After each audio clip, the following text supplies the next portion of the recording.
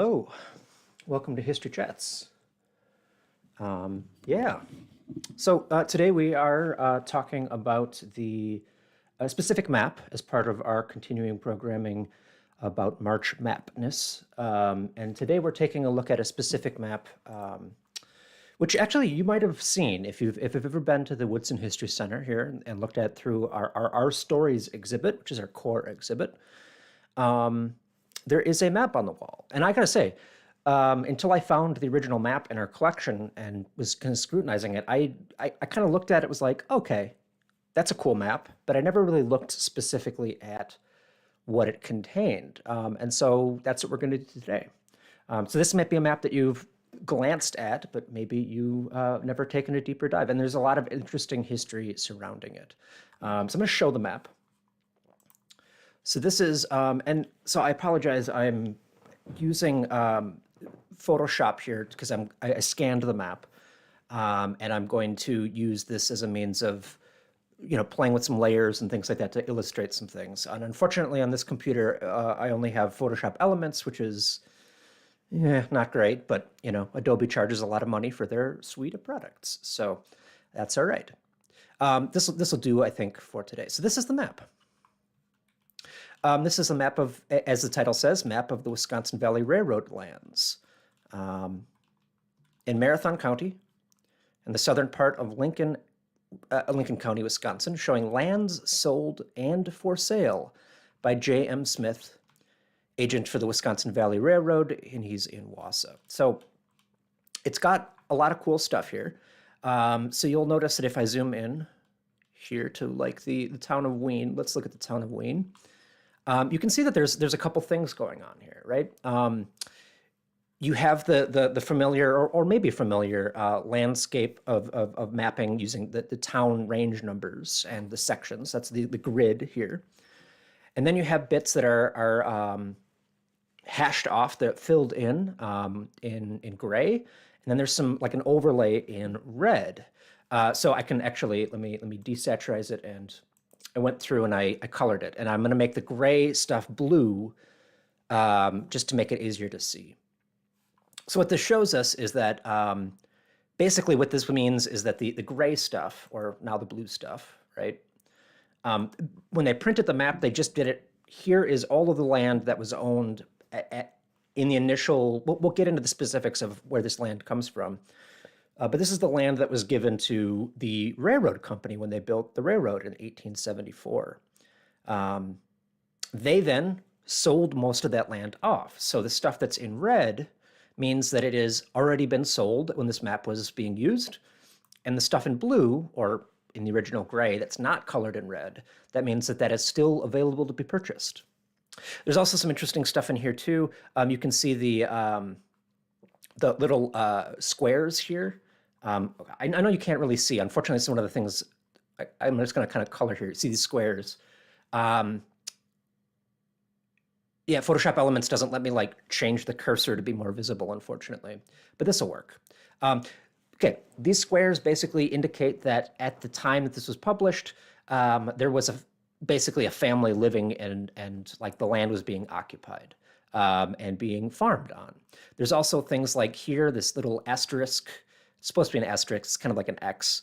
That's a sawmill, and you can see the school here by another X. So there's a school over here. There's schools over here.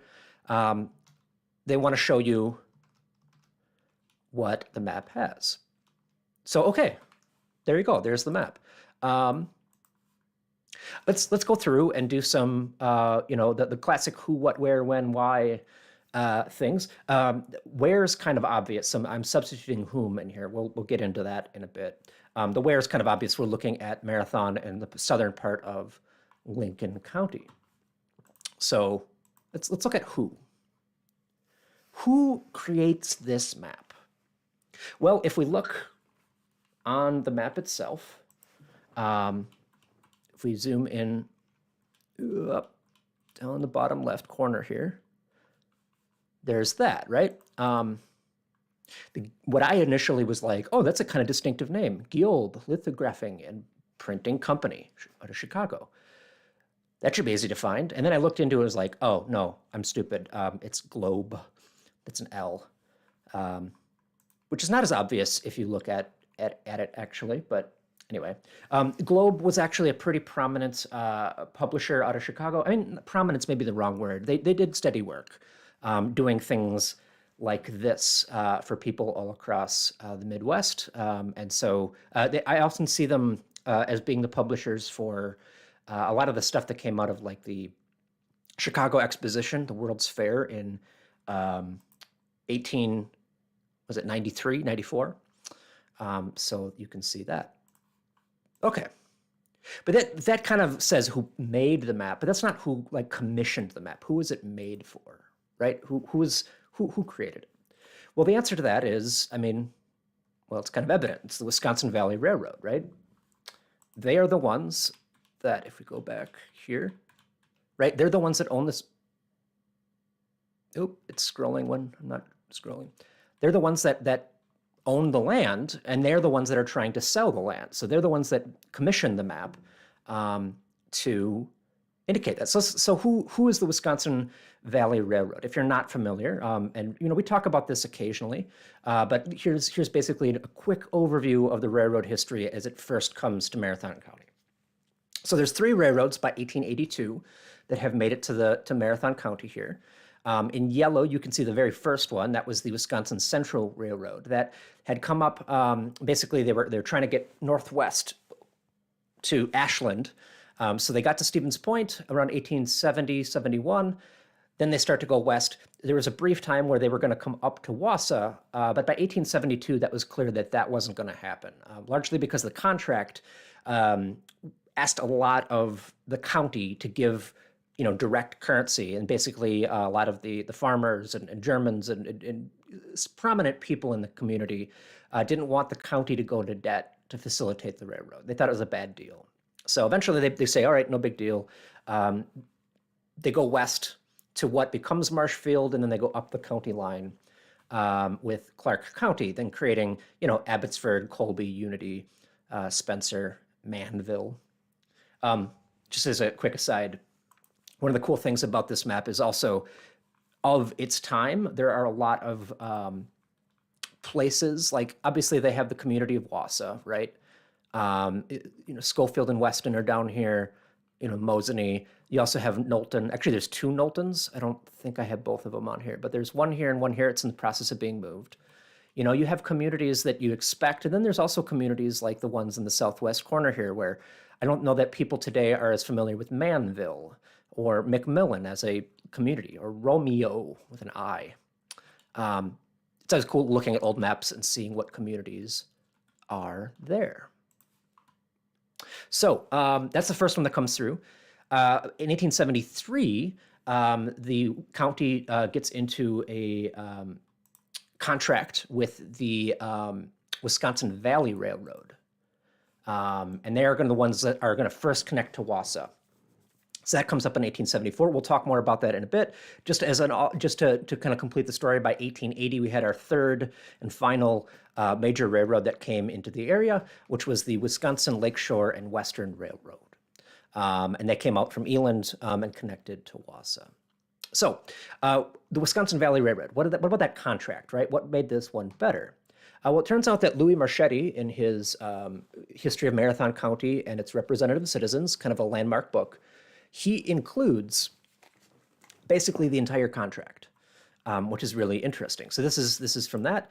It sets it out basically. It's like, okay, this is the contract in blue. Here's what the railroad is going to do. They're going to build a railroad, right? They're going to build all of the infrastructure that is going to be necessary to bring the trains through Marathon County. And basically they say here, again at the bottom here, I know you probably can't read this, so I'm going to read the relevant parts for you. Basically, it says that the railroad will be completed and the cars run over the same for ordinary railroad business from Centralia, which at this point is Wisconsin Rapids before they changed their name, Centralia, to the city of Wausau before the close of the year 1874, which they do. So by the end of 1874, we have railroad service to Wausau, from Centralia and beyond. Then in red, this is all the stuff that basically they're saying that the county is responsible for. And basically there's 3 sections here that are relevant. One, we're in contrast to the original contract that had fallen through with the Wisconsin Central, the county is not going to be responsible for a huge sum of cash. They're not going to go into what they called railroad debt, right? In order to bring the railroad here. And instead, what they are doing is they are giving land. So there's 200,000 acres of land that will be given to the railroad company. Also note by this point, this is 1873 when they're making the contract. Lincoln County doesn't get split off until 1874. So that's why there's the two counties there. It includes kind of both because at the time, that was all Marathon County. So land, 200,000 acres, a lot of acres. And then also they're going to build 4 railroad depots, right? The infrastructure. So the depots, 1 in Wausau and 3 in other places that they're spelling out here. And they also, as the Marchetti follows up here in the bottom, as another and further consideration for some particular purpose, very Marchetti way of saying that, he liked to write in vague sentences like that, although there might be some reason for that. Okay, the county voted $25,000 in tax certificates to the company, the railroad company, and therefore they got 200. So basically, they're investing $25,000 into common stock in the railroad company. And the basic idea there being that then the county is invested in the future of the railroad. They do get a little infusion of cash, but it's in stock form. So it's not just here's a bunch of unaccounted money. Now the county has a stake in the railroad's success. And if it does well, that stock might go up. And in the long run, then, Marathon County might not actually be out that much money. It's just a temporary investment, right? Also note that other aid was given by some individuals and towns through which the railroad passed, amounting to somewhere near $55,000. And interestingly, I've heard, this is where you get the statement about half of that maybe coming from Wausau business folks who had a chip on their shoulder about their treatment by the folks in Portage County. And so it's alleged in some sources that extra investment was to seal the deal to make sure that Stevens Point didn't get the connection. I don't know if that's actually true, but could be. Regardless, though, that's maybe that particular purpose that Marchetti is talking about. Officially, though, that's not what's happening. So Marchetti then goes on at the bottom here to talk about the big gala day when the first trains come in. And then after that, he talks about this. I'm just going to quote this in its entirety because he does a good job summing this up. Why would this be a better relationship? It would seem extravagant at this day to give 200,000 acres of land for the building of a railroad, of which only about 30 miles would be built in this county. Excuse me. But at the time of making the contract, the lands were bringing little to no revenue. The title was deficient. They were not readily saleable, or at best, at $1 per acre. They were liable to continual trespasses and stripping of valuable timbers, and were, of course, not taxable, increasing to that extent the taxes on lands which were taxable. So basically he's saying here, look, the land that they were giving the railroad at the moment isn't really being used. We can't sell it. It's too remote. It's too much of an investment for us to survey it if nobody's buying it. And we can basically get $1 per acre. It's not great. Also, we have issues with, because there's nobody there, there's nobody to kind of like be the stewards of the land. So people were just going in and cutting down trees and maybe destroying the forests that were very valuable. And also, we're just not getting any tax revenue. So, as he continues, by conveying the land to the railroad, they became accessible and taxes had to be paid therein. The new owner, railroad, perfected the title and had a personal interest in selling them, thereby bringing more settlers to the county. So basically what they're saying is when they're selling it to the railroad, giving it to the railroad, now the railroad company has to pay taxes on that land, even if it's not very much because there's not much happening there. But there's an extra incentive then to make that into cash by selling it to settlers, who then are going to be, contributing to the tax base and all of that. The contractors who built the road, one of which was J.M. Smith, who took part of their pay in lands. So the contractors building the road got some of that land as part of their payment. Mr. J.M. Smith opened a land office here and widely and intelligently advertised these lands. bringing in many new settlers year after year and encouraging them in every possible way, mainly by selling them lands at low prices and giving them years and years of credit until the land was paid from the earnings of the improvements and clearings made upon them by them on the land. It is mainly due to the labors of J.M. Smith that the population increased in the decades from 1870 to 1880 as never before. So some high praise there. And actually, if we go back to the map here,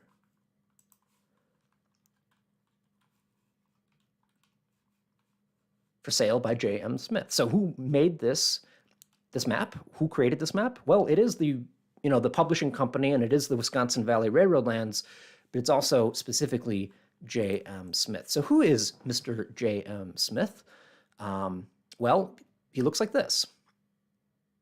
Seems about right. His name is Judson Man Smith.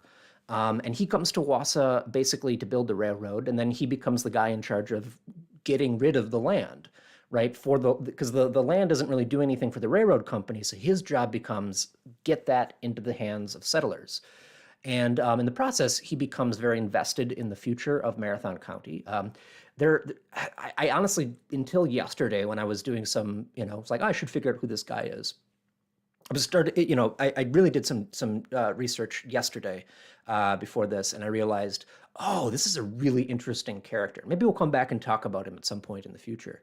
But he is, upon his death in 1908, there's a lot of people who are like, yeah, he is the reason that Marathon County has the borders that it does, because there were attempts to try to lop it off and create smaller counties, as was often the case. But he always went down to Madison, to the legislature, and argued in favor of Marathon County. And apparently it's thanks to him that we have the borders we do, which is really kind of interesting, right? So very much a community figure and dedicated to the county, and was very generous in giving, deals to the settlers on the land. This brings up an interesting question, though, because as Marchetti says, he's very involved in the 1870s to 1880, but when is this map actually from? It doesn't really say, right? If we go down to the, the publisher doesn't include a publication date down here. If we go up to the top, so there is this is where the key is. They spell it out, right? Lands have been shaded red, have been sold, et cetera, et cetera, et cetera. The small black dots, let's see, the small black dots show the farms which are under cultivation on the 1st of January, 1888. But there's also this bit here that's stamped on here that says, every purchaser of 80 acres after August 1st, 1886, who clears 5 acres within the first year from the date of purchase will receive a credit of $25 on the first payment due. So there's conflicting dates on here. So do we just go with 1880? Well, actually, yeah. If we go and look actually at the map itself, there's not a lot of context that we can go with, but there is some. So this is a series of maps that were created by the Highway Department back in the 70s, I think, showing the growth of the townships and how they evolved. And you can see that in 1886, that's what this is. This map shows the borders at the end of 1886 of Marathon County, and Norrie gets created here in December 30th, 1886. If we jump to 1887, Elderon gets created. And actually, if we look, is there an Elderon? That would tell us if it's that point. There is an Elderon. Sorry, that's easy to manage. So there's an Elderon. There we are. Also note the spelling here, E-L-D-R-O-N.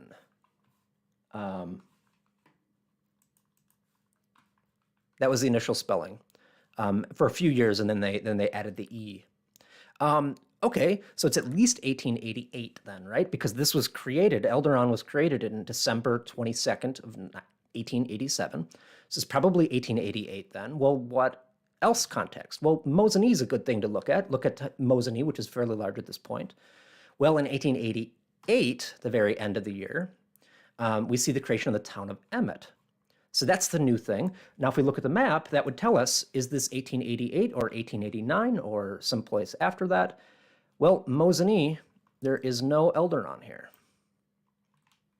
So I think we can pretty definitively say that, yes, this is from 1888. At least I should say, what's printed here. Now are all of the, this is always a situation where it's like, okay, well, the map might be from 1888. Are they printing this in 1890 and are just using a good map that exists from recent years? So hard to know. Hard to know without checking to see whether this land was still in the hands of the railroad company at various years. But that was a level of detail that I didn't have time to really get down and dirty into. So when is the map from? 1888. Let's just say circa. That's a very helpful way to hedge your bets a little bit there. That means, though, that this is not the Wisconsin Valley Railroad, the railroad itself, but because in 1880, so 8 years earlier, the Chicago, Milwaukee, and St. Paul purchased the Wisconsin Valley Railroad. And this is the name that it's largely going to be operated under for most of the 20th century. Yeah. But they do keep the name Wisconsin Valley Railroad for that line, right? So if you were to travel, through the area, that line that the Wisconsin Valley Railroad had been known by, they keep that name, but it's part of a larger sort of network of lines that the Chicago, Milwaukee, and St. Paul operate. Yeah. Also, they have all this land that's owned under the name Wisconsin Valley Railroad, so they kind of keep the land side of things, I think. There's also some other holding companies that I've found this land under as well. So I think it's probably more complicated, but we won't get into that. Okay, we've talked about who created the map, but for whom was the map created? A little unorthodox, who, what, where, when, why, there, whom. So, because obviously, Mr. Smith, he knows what land is available to be bought and sold. The railroad company knows what's to be bought and sold. Who's the audience here? Well, on the left side here, we have English, but you might have noticed that there's... I'll try that again. On the other side, if we go... No, this is disorienting. On the right side, we have it in German, which is, it's the same words, but it's now in German. And actually you can see behind here, hopefully you can kind of see that. Does this make it better? Kind of, not really. There's text going up and down. So what does the back of the map look like? Oh, well, the answer is probably largely immigrants. And we can tell this because if we look at the back, this is what it looks like, which is really interesting. Because it has 4 sets of, basically this is the pitch. Why come to Marathon County? Why come to Lincoln County? Why come to these communities? Why would you want to come here?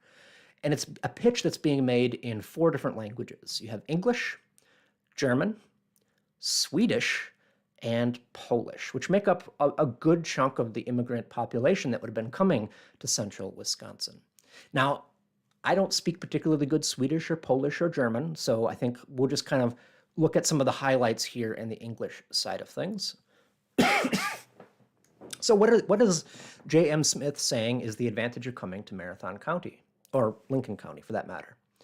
Well, there's a couple things here. So I would say, basically, this is the overall pitch.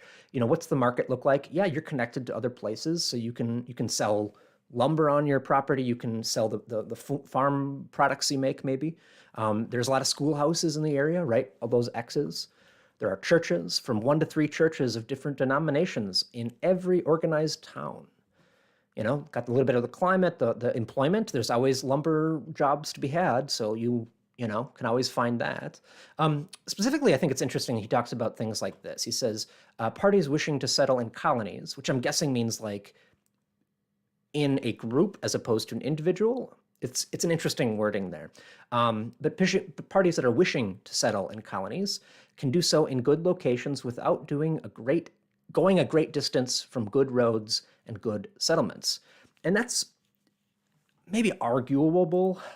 I think if you look at this in the context of, if I look at the communities here. You know, there are railroads, there are roads in a lot of these places. There are still some areas that are, you know, it's not a lot up here. You know, if you go 2-3 miles up from, you know, the river in the town of Cleveland, I mean, you're still kind of out there. But, you know, I think comparatively to what it had been in earlier years, this is as good as we've ever had it, right? The climate is interesting. He says the climate is very healthy, having in winter a clear and bracing atmosphere continually. I don't know if we would necessarily call it that today, but sure. In summer, the growth is rapid without excessive heat. They also note that there has never been a case of fever or ague? I'm not sure how to pronounce that. Basically, it's like malaria. It's like a fever. Apparently, we've never had fevers in this section of the country, and so parties troubled with this disease should come to this county where they may be cured without the aid of medicine. Seems kind of like a dubious claim, but okay. I'll also just point out, finally, the price of land. Remember when Marchetti was talking about how before the railroad got the land, they would be lucky if they could get $1 per acre. Well, now they're selling it at from $2.50 an acre to $6.50 an acre. So clearly land is a lot more valuable now that the railroad is involved. Also, there's sort of a middleman here. The railroad's got to take a cut too, but it's still pretty good. Okay, let's talk about some of the other railroads, because there's a bunch of other railroads that are on the map. Particularly, I think it's really interesting to look at the Abbotsford-Merrill Railroad and the Abbotsford-Wausau one. So if we go back to the map here, and I'm just going to remove I think you get this for now. So we have the Central, Wisconsin Central coming up here, right? There's also the existing railroads kind of going up the center here. Why it keeps doing that? So I'm kind of grouping in both of the two railroad services that go to Wausau. I think the main thing is, if we look at, actually, I think if we look here, so these are the three railroads, right? One of the issues that the Wisconsin Valley, or now the Chicago, Milwaukee, and St. Paul, they kind of have a terminus here in Merrill. If you wanted to get people from their rail service westward to Twin Cities, to Duluth, and, you know, the Chippewa Valley, you're going to have people transfer to the Wisconsin Central. So if we can get a little bit more of that by building a railroad, and you can see here in 1882 that they have these dotted lines going, yeah, we're going to connect Wausau, somebody's going to connect Abbotsford and Wausau, and there's some kind of rough plans here. If we look at the actual line here, that indeed there are a bunch of railroads that are in the thing. So they have the plans here to go from the Abbotsford-Merrill Railroad, right? This is the line. It's going to go from Abbotsford up to Athens, which isn't quite on here yet. I mean, I guess it is. I probably should. Hold on. I'll just fix this. Oh, right. I'm not visible. This is enthralling. Oh, never mind. It's not working. Oh, that's why.